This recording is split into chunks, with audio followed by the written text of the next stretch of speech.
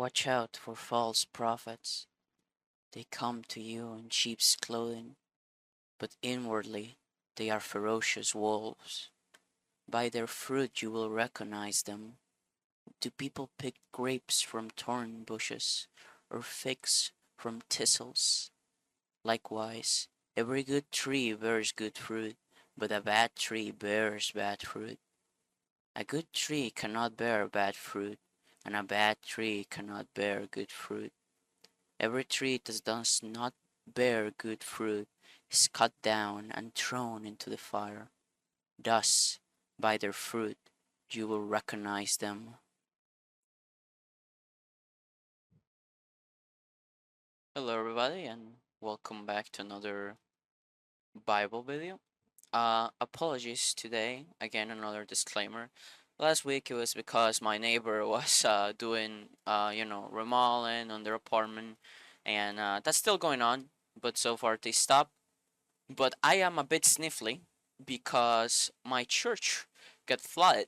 We had a really bad thunderstorm last night, and I woke up to like some messages on the chat that like the church got flooded, like if anyone can come, downtown to help us clean. So I went there, and I have rhinitis, so I don't do well with like dust, but I still felt the need to go. So I went there, and I'm a bit sniffly. I'm trying my best not to sniffle, but it might happen, and I apologize. But today we're looking at Matthew 7:15 to 20, and I felt the need to talk about. I was thinking, I always think about like what should I talk about on the next Bible video? What topic should I cover?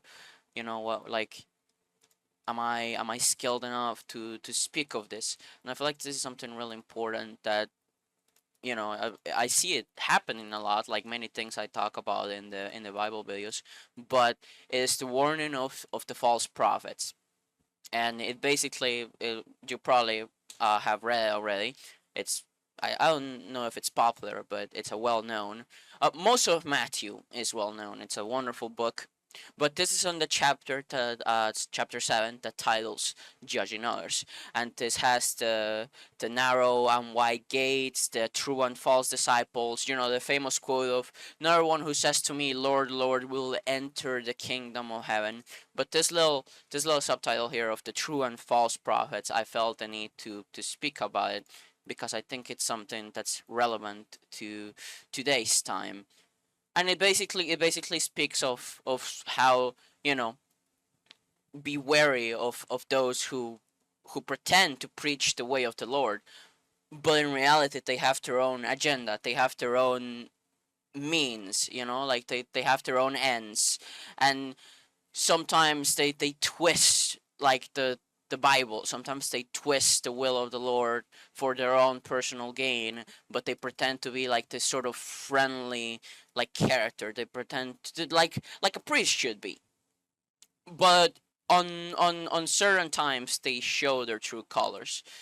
And I think that it's something that's true. It's something, like it's probably it's definitely happened right now. Like there's someone out there who preaches to the word of the Lord, but they twist it. And like you could say, oh, but it's just it's just a little bit. No, no, no. You're not supposed to twist it. You're not supposed to change. Not even a dot. Not even a period. Not even a comma. You're not supposed to change anything. So I feel like it's something really important, because in the book of Apocalypse it also talks about like there will be those who pretend to do miracles. There will be those who, they say they're the Messiah, and just the whole thing of someone preaching the way of the Lord, or someone pretending to be the Lord. I feel like it's something that happens a lot, especially in today's time. And I just felt the need to talk about it because you have to be careful. And also a lot, I like what it says also of a bad tree cannot bear good fruit, and a good tree cannot bear bad fruit. And it's sort of like, okay, this person is doing this, but there can be some good of it. I can see that point of view, sort of. But like once the tree has been poisoned, then could you really trust that tree again? Like, would you trust a liar, Like, would you trust someone who is a constant liar to not lie again? Of course, we're called to not judge, but if they do it so constantly, is it really judging? And I feel like the word of the Lord is it's one of those things that it's I don't think it's possible to like tread lightly. Like, this person, oh, yeah, this priest lied, or this priest said we should hate this group of people, and like, oh, but they're not like that anymore. But you gotta regain that trust. You gotta go through the process, and of course, you know there are gonna be people who are just gonna close themselves, and they're never gonna want to hear from that person again. They're not gonna give People don't give second chances anymore. It's not something that happens often. So I feel like it's important to talk about it, because not only because it's something that's happening, but because a lot of people do, like, sort of what I do. A lot of people on social media, they TikTok, Instagram, YouTube, Twitch, or other apps of like specific countries. Like, people just read the Bible and they post it. That's cool. But sometimes people get carried away by their influence, by their power, by their fame, and they use it for the wrong means. So it's important to remind people that, yes, it's nice that, like, you have your daily devotional, you have your daily sort of, your daily like audio file or video of someone reading the Bibles, or like a pastor preaching the Bible. That's good. That's important. The word of the Lord tells us to read and try to understand the promises the Lord teaches us, so that we can apply them, so that we can follow them. And it's good. It's always good to just learn more about the way of the Lord. But sometimes it's also, it's important to think for once. Like, just stop after you hear someone say something that doesn't sound quite right. Like, stop and think, is this right? Does this, like, does this line up with what the Lord would do? And if it doesn't, then, maybe you need to pump the brakes a little bit, and be like, I don't really agree with this person, and I don't think, like, continue to listen to them would be a good idea. Or sort of, I don't think the ideals they have are one of a priest, because the charge of a priest, the responsibility they carry is it's incredible. Like, they undergo amounts of stress that I could not describe, because they have to, like, take care of of of the cow. They have to take care of the Lord's people. They have to guide them. They have to keep them from being discouraged, from losing hope. It is a well, first of all, it's sort of, what's the word I'm looking for? It's a great responsibility. It is an honor to be a pastor, to be a priest, but it's also, it is also a heavy responsibility, because you're no longer sort of preaching and keeping yourself pure just for yourself, but also for the people that attend your church. And of course, salvation is individual. Everyone has to protect their own salvation. They have to fight. They have to, like preach away, pray away sin. But a lot of people start on the faith because they go to a church and they like the passion of the pastor. They like how the pastor preaches. So what happens if they realize that the pastor is not a good person, or that they did something bad? They they lose a bit of faith. They look, it messes with them a bit.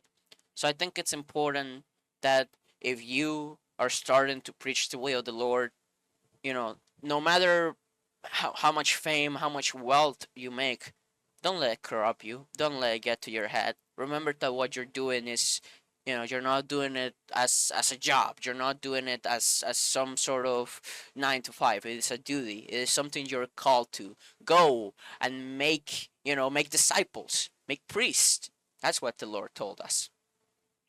And it's also, and if you're not priest, then it's also be careful what you hear. We are easily influenced, all of us, each and every single one of us. It is so easy, it is terrifyingly easy how the human mind is influenced. And that's what I always say, like, just be wary. And of course, one says, oh, but Julius, if you're a true Christian, doesn't it mean that you should be fully in peace? Yes, but you also shouldn't like be so careless. You also shouldn't be like what's the word? You also have to be prudent. You have to be wise. You have to be cautious. Of course, the Lord is gonna protect you. I just googled the word. I'm sorry. Of course, the Lord is gonna protect you. Of course, the Lord will help you with your hardships. But that doesn't mean you should hop on a motorcycle and like go 75 down to 35. You know what I mean? Like you have to be prudent. You have to be wise. You have to like watch out. And of course, as always, just just have faith. If you are ever in a situation like that where I don't think my pastor is like preaching the right idea, or I think he's a little violent, or he's a little loose with the word of the Lord. Like calm down, read the Bible, talk to the Lord. Lord, is this pastor doing the right thing? Am I understanding things wrong? You don't have to jump to the conclusion that the pastor is a bad guy, because we all have bad days. Even pastors, more often have bad days. So yeah, I just felt the need to talk about it because I believe the word of the Lord to be such a holy thing, and it's a thing that a lot of us depend on, and there are people out there who twist it, who change letters, who change words. So it is very important that you watch out, that you and your family get the right idea, that you and your family follow the right path, because nobody wants to believe in something and then you realize that you were believing in the wrong thing, and that you have made a terrible mistake. But yeah, as always, I'm gonna leave down in the description the website I use to read the Bible in English and their different versions, and also the website I use for daily verses. It's a beautiful website, and you can click topics and you can see different topics for like daily verses. You can put like on your status. You know, it's really neat. I like it.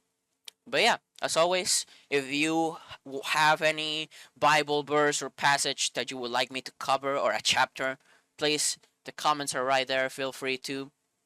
If you or a family member are going through something rough, through a hardship, a sickness, or maybe there's not enough food on the fridge, I can relate to that. I feel that. Then I hope things get better, and that you and your family are able to rest, to feel at peace, and that the Lord helps you, that the Lord brings you comfort, that the Lord brings you warmth. Thank you so much for watching, and I hope you have a wonderful rest of your day. Take care, and remember, God loves you, and God bless you. Bye bye.